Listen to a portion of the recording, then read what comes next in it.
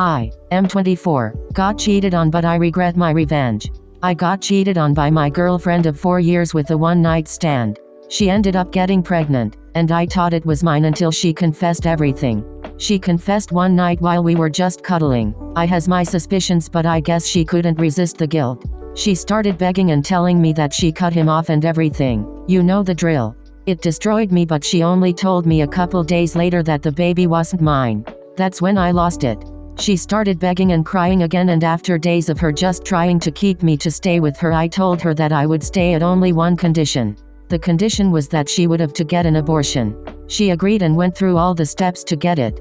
After everything was finished, I told her that I never intended to stay and that I made her go through an abortion only to get my revenge after everything she made me go through, and that she deserved every bit of pain that comes into her life. I kept insulting her for hours, even on private stuff that only I knew. After that, I told her to get out or I would call the police. I will never forget the face that she made in that moment. It made me feel good, but only now I realized how fucked up it was. It's been months since I last saw her, and sometimes I get so guilty that my body freezes. My stomach hurts and start sweating, and most time even crying. All I know is she went to live back with her parents, and since we have mutual friends, sometimes I ask how she is doing, but they just give me a look and mumble something. What should I do? Please help.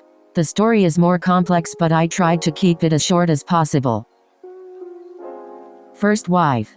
My first wife, more than 20 years ago, cheated on me and denied it when I found out.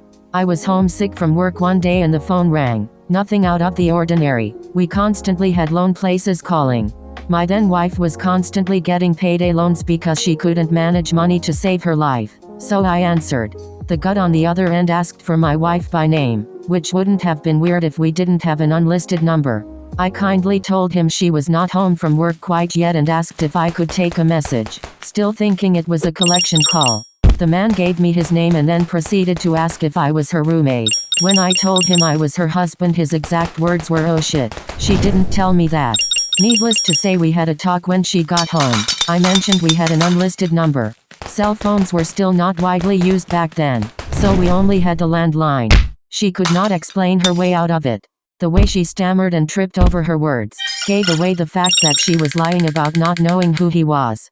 The thing is, it's the second time I suspected her of cheating on me, but I had zero proof the first time. She accused me of cheating all the time before I found out she was. My second wife accused me of cheating the same way, so I'm twice divorced with no proof whatsoever that my second wife ever cheated. I just can't trust people who make baseless accusations. This is usually because they are doing the same thing they are accusing someone of. This is projection and it's basic psychology. I'm more trusting of the internet than I am of women, but barely.